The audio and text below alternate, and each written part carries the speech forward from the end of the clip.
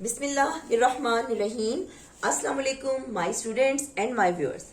Students, today we will start inshallah our next topic, and our next topic is about the atmosphere. Atmosphere is the second topic of the air. Unit number 12 का जो air में हमारा अगला topic है वो है जी atmosphere. Atmosphere के बारे में बात करेंगे, उसके अलावा लेयर्स इन द एटमोसफेयर जो है हम उसके बारे में बात करेंगे. Now the question arise in our mind, what is the atmosphere? आखिर ये एटमोसफेयर है क्या?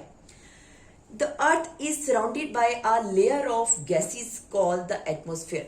हमारी जो ये अर्थ है इसको सराउंड किया हुआ है, इसको घेरा हुआ है डिफरेंट किस्म की गैसेस ने. और वो डिफरेंट किस्म की गैसेस जब मैंने आपको एयर का इंट्रोडक्शन दिया था तब मैंने आपको बताया था, जैसे ऑक्सीजन है, जैसे कार्बन डाइऑक्साइड, नाइट्रोजन, हाइड्रोजन, ये तमाम वो गैसेस हैं जिन्होंने हमारी एटमॉस्फेयर बनाई हुई है. ठीक है जी. अब ये जो गैसेस की लेयर है इसको हम और भी एक नाम से जानते हैं जिसको हम कहते हैं एयर. जब मैंने आपको पहले स्टार्ट दिया था तो मैंने आपको कहा था कि एयर की हम डिफाइन करते हैं एयर को, define the air, then we say that the mixture of gases is called air. ठीक है जी. यानी एक कलेक्शन है गैसेस की जिसको हम एयर कहते हैं. ठीक है जी. और वही जो एयर है, गैसेस हैं, उन्होंने सराउंड किया हुआ है हमारी अर्थ को, ये बना देती है हमारी एटमॉस्फेयर. ओके. अब क्वेश्चन अराइज होता है हमारे माइंड में, what is why this atmosphere is necessary for us, कि ये एटमॉस्फेयर हमारे लिए जरूरी है क्यों? The atmosphere is necessary for life on earth because it contains important gases. It controls the weather. It protects the earth from the harmful rays of the sun, as well as carries sound. Okay. Now, जहां पर हमारी atmosphere है उसने important gases को cover किया हुआ है, important gases को अपने इसके अंदर पाई जाती हैं. उसके अलावा ये हमारे जो है वेदर्स को भी कंट्रोल करती है. एक तो मैंने कहा कंट्रोल गैसेस को किया हुआ है, कवर किया हुआ है. कंट्रोल करिए, कंटेन गैसेस है, इसके अंदर बहुत सारी गैसेस पाई जाती हैं. उसके अलावा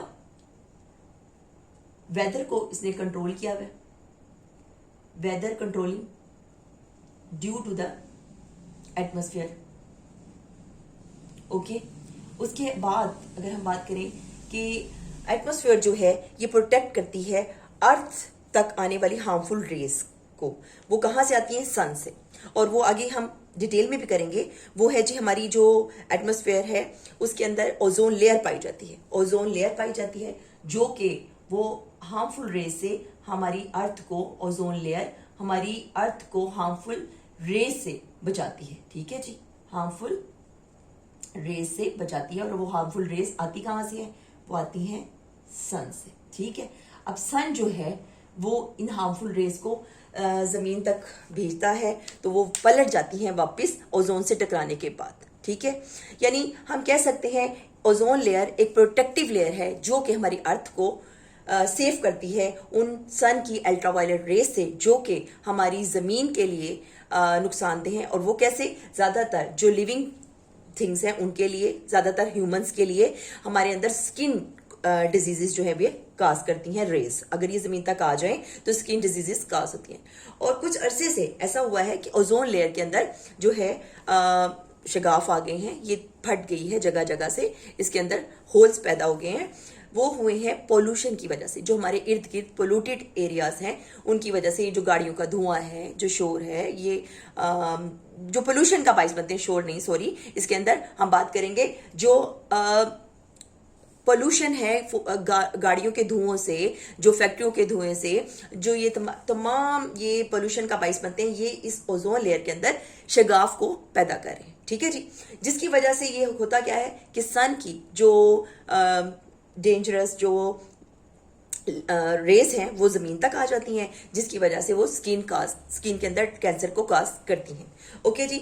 ये हमने एक बात की कि जो हमारी एटमॉस्फेयर है उसमें एक लेयर है ओजोन लेयर जो कि हमारी अर्थ को प्रोटेक्ट करती है हार्मफुल रेस से. ठीक है जी. उसके अलावा ये जो हमारी एटमॉस्फेयर है इसके अंदर एयर पाई जाती है और वो एयर जो है वो कैरी करती है साउंड को, यानी कैरी साउंड. अब ये साउंड जो है अगर ये एयर ना हो तो ये साउंड जो है हम एक दूसरे की सुन नहीं सकते. जैसे मैं बोल रही हूँ आप तक मेरी जो आवाज़ है, अगर आप हम एक ही कमरे में बैठे हुए हैं तो आप तक मेरी आवाज़ डायरेक्ट आ रही है। अभी तो वाया मोबाइल आ रही है, लेकिन जब हम डायरेक्ट बैठे हुए हैं तो आपको मेरी जो वॉइस है वो डायरेक्ट क्यों आती है कि हमारे दरमियान में हवा मौजूद है और वो एक जरिया बनती है आवाज़ को एक जगह से दूसरी जगह लेके जाने का। Okay student, these are the points जो कि हमें एटमॉस्फेयर की इंपॉर्टेंस के मतलब बताते हैं कि एटमॉस्फेयर जो है क्यों हमारे लिए ज़रूरी है। उसके अलावा अगर हम बात करते हैं कि जो हमारी अर्थ है इसमें और मून में क्या कंपैरिजन अगर करेंगे, क्या फ़र्क है कि मून की एटमॉस्फेयर कैसी है और अर्थ की जो है वो कैसी है।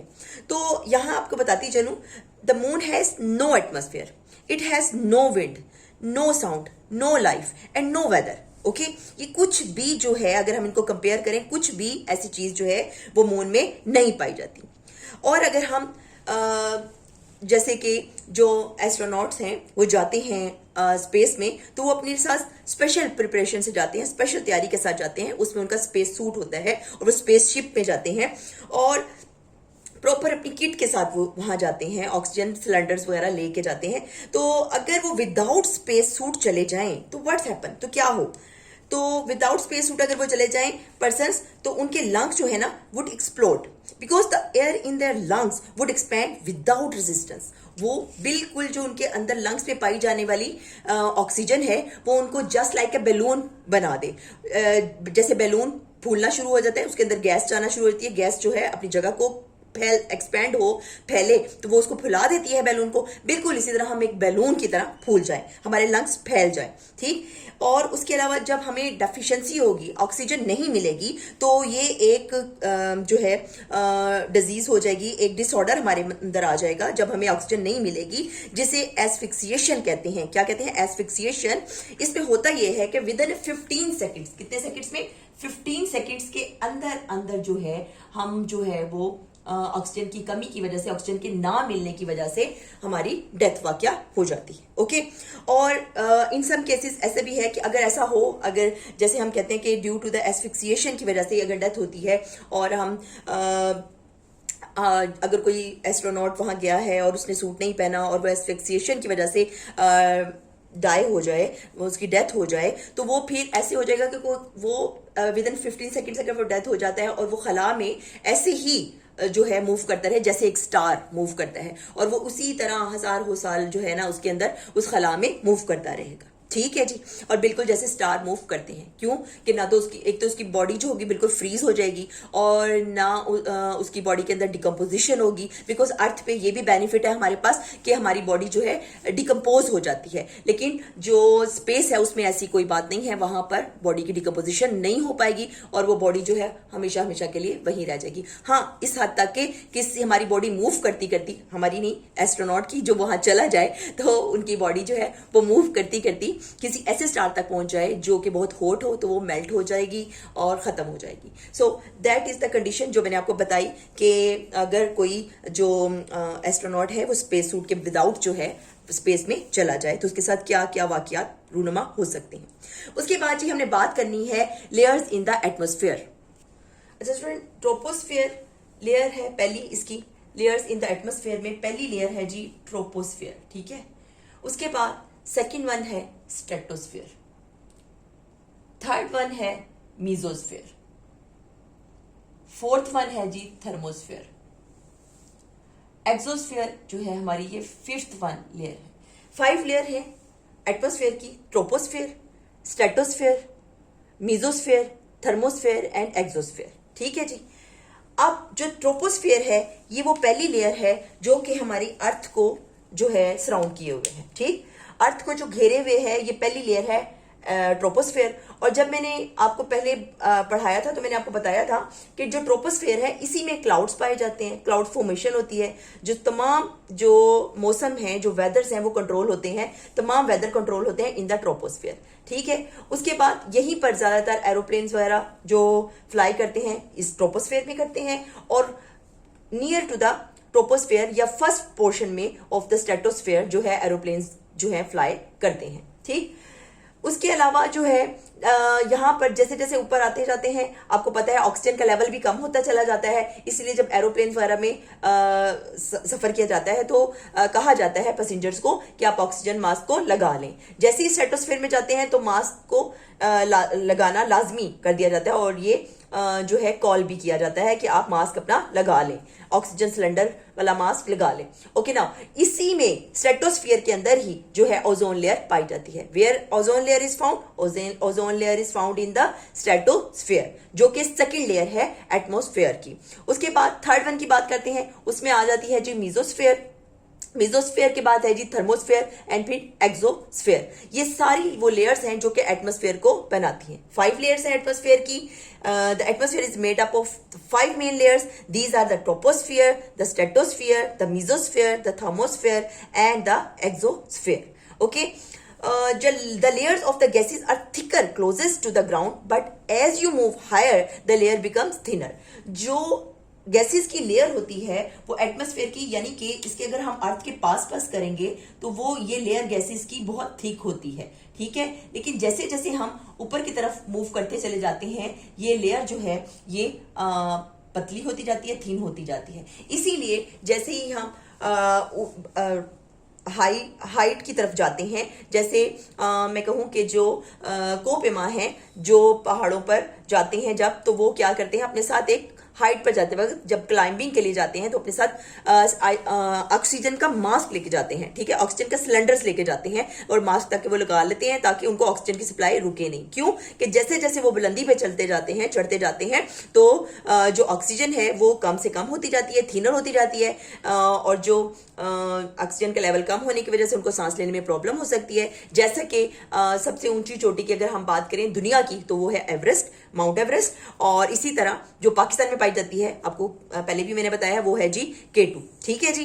सो जब वो इस तरह से कोपेमाई के लिए जो क्लाइंबर्स जाते हैं तो वो अपने साथ ऑक्सीजन का सिलेंडर जरूर लेके जाते हैं। ओके, ये अभी आपके हो गया, क्लियर हो गया the layers in the atmosphere. उसके बाद हम अगर ओजोन लेयर की मजीद बात करें कि ये ozone layer, where this ozone layer is found, तो ये ओजोन लेयर जो है ये पाई जाती है स्ट्रेटोस्फीयर में। Is one of the most important layer, is the one of the most important layer of the atmosphere.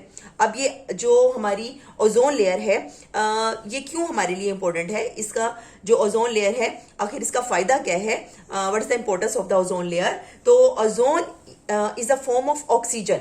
Oxygen का फॉर्मूला मैंने आपको पहले बताया था O2 है, ठीक है, और जो ओजोन का फॉर्मूला है वो है जी O3, यानी इसमें एक एटम ऑक्सीजन का ज्यादा होता है, ठीक। और ozone is a form of oxygen, it blocks most of the harmful rays of the sun from reaching the earth. In other words, the ozone layer is like a protective blanket round the earth. ये एक ऐसा कंबल है जिसने cover कर रखा है अर्थ को हर तरफ से ताकि कोई हार्मफुल रेज सन से जमीन तक ना आ सके। ये था स्टूडेंट्स आज का हमारा टॉपिक। मुझे उम्मीद है कि आप लोगों को बहुत अच्छी तरह समझ आ गया होगा, तो आप इसको अच्छे तरीके से सुने, इसे याद करें ताकि आपका ये लेसन बहुत अच्छा प्रिपेयर हो जाए, और साथ साथ याद कर लिया करें ताकि आपको ज्यादा मुश्किल आने वाले टॉपिक्स में ना हो। फिर भी अगर कोई मसला हो तो आप मेरे से कमेंट बॉक्स में क्वेश्चन कर सकते हैं, मैं आपको उसका जरूर रिप्लाई करूंगी। अल्लाह हाफिज।